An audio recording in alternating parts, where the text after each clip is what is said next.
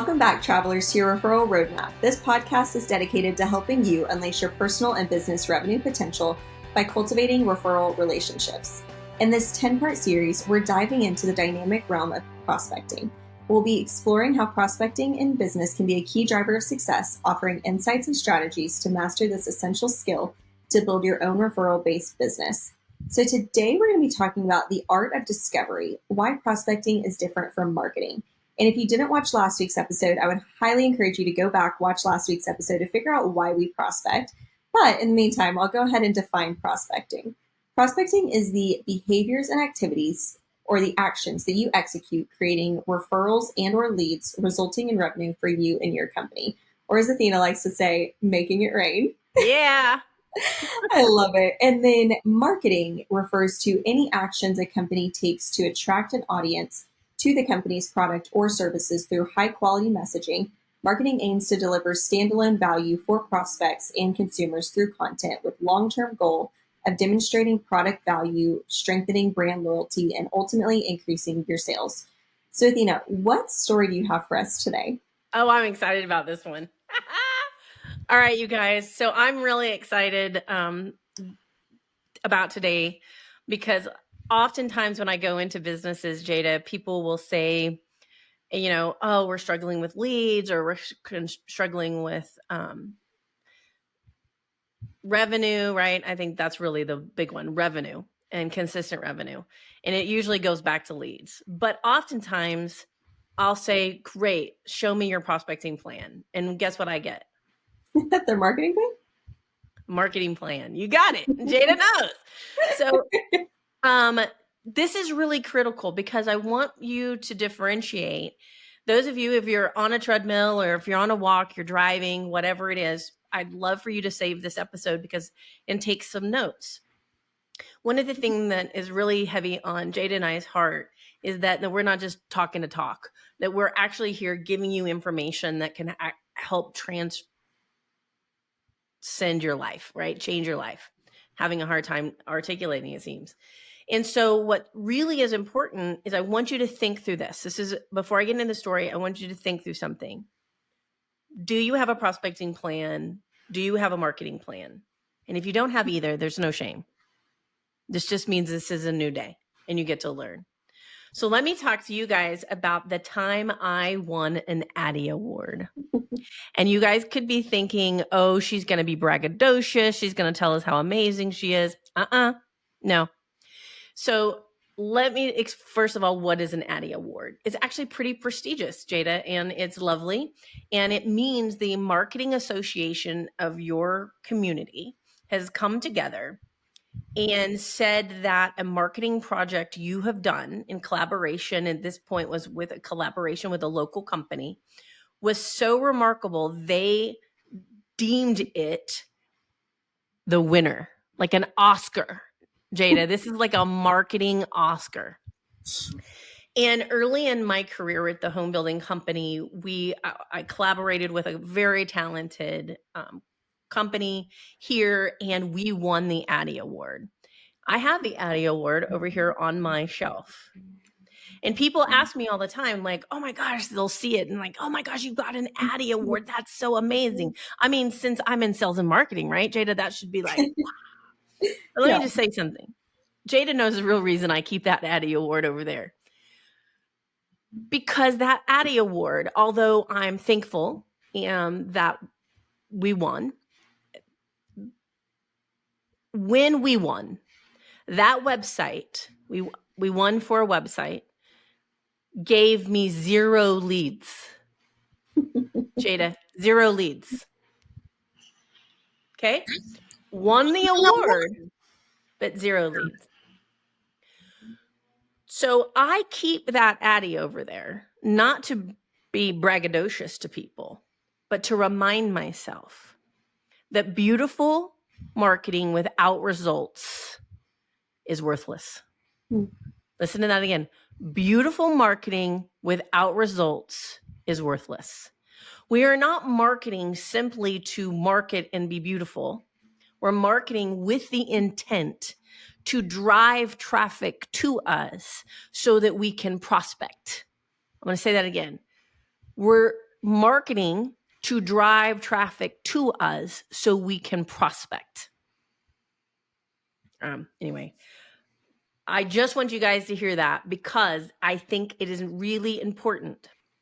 And I'm going to go a little bit deeper today, Jada, because I've got a little bee in my bonnet. All right. I live in whatever, I don't know where, the South, not the South, but we like to identify here in Oklahoma as a little bit Southern. And I gotta say, I'm seeing a lot of this where people think if I do a TikTok video or if I do an Instagram reel or if I do this, then that's all I need to do. That's all I just need to market. And if I do that, then I don't have to prospect. And I'm going to tell you, you need to do both. And remember, if your marketing isn't creating conversations, you got an Addy Award. I'm just saying. So give us the facts and figures, and then I'll unpack this even more a little bit later. Okay, perfect. I will jump into them. I don't have a ton today, so anyone who watched last week's is probably giving me a thumbs up for not having as many today. But XYZ Planning Network states that if prospecting is outbound marketing, I view the generalized marketing term as inbound marketing. The goal of marketing is to attract people to your service rather than chasing after cold leads. Marketing often has a long-term strategy behind it. And then I will link the the report. There's a lot of information on there, but one thing I did want to share was the difference between sales versus marketing. So sales reaches out to customers about a product. Marketing nudges customers towards the product. Sales converts leads into customers. Marketing generates leads for the sales team. Sales addresses prospects one-on-one. Marketing addresses the widest possible audience. Sales focuses on customer interest and pain points, while marketing focuses on the benefit of the product. Very different. Very different there. And Athena, I know you have a lot of helpful information on the rubber meets the road, so I will kick it back to you. That's all I have today for facts and figures. Awesome. And we have another link because I'm going to be a little bit fact finding today as well. So I'm going to be citing some things. And so Jada will have that link in there as well. But I'm going to quote a resource because I think it is one of the best I've heard. And I don't usually do that. And Jada's like, huh? But this one I thought was so important. I'm going to do the same. So, and we have the link.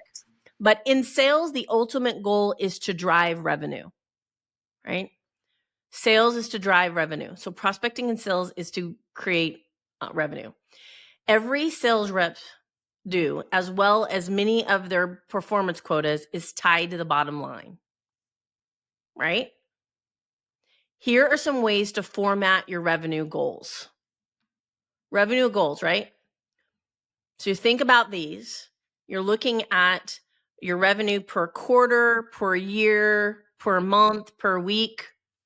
You want to think through also your average value, how much per transaction you earn. These are all statistics you want. Now, you might be saying, Athena, why am I doing that? Because you need to be tracking if your people are prospecting. You need to be tracking and understand that what is the revenue goal? And I would ask you, what is the revenue goal from prospecting and from marketing? Track them differently. Okay.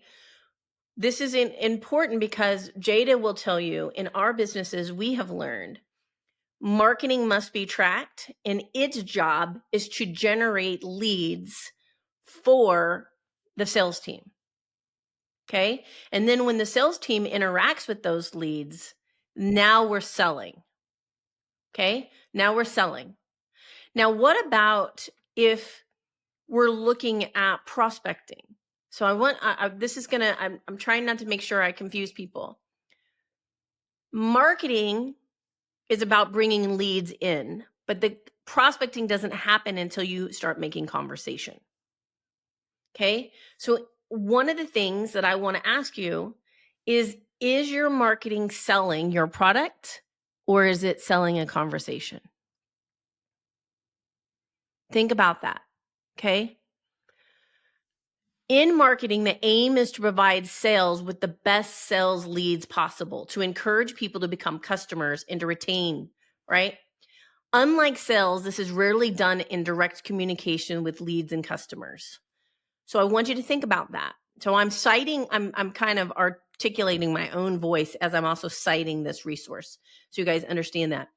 What we're saying is your marketing should be bringing people in for your sales team to be communicating with. So you see the difference. Now your sales team can go out and get their leads as well. And this is where the difference is. The difference is your sales team should have prospecting activities where they generate their own leads. Marketing's responsibility is to create a conversation so that the sales team starts prospecting. I really want you to see the difference there. Okay. I want you to have become aware. Your web traffic, your social media traffic, your video views, your podcast listens, all of them are about getting people to want to communicate. Engagement on social media is paramount. So this is something I really want to talk to you guys about. I can't tell you how many times I see on social media, people are marketing their product and somebody responds and they say something. And then what happens, Jada? It goes quiet. There's no conversation. The conversation is the prospecting. The post is marketing. Do you guys see the difference? So you want to engage in the conversation. Jada, I know you do this often, where we will get engaged, something that we'll post will get engaged, and you will go in and keep the conversation going and respond to the person. And she is not selling coaching. She's not selling a house. She's selling a conversation. So the marketing is just engagement and the conversation is prospecting. Mm-hmm. So I want you to think through when you are looking at your marketing strategy. First of all, if you haven't listened to the target market series, do that, because you want to make sure that your marketing is addressing your target market. Your prospecting plan addresses your target market. And then, do you have a marketing plan that you are looking at engagement, that you're aware of what is working, that you are aware that it's actually not doing the My Addy Award, that it's actually building traffic? And do you also have a prospecting plan? So think, we need to have both, right?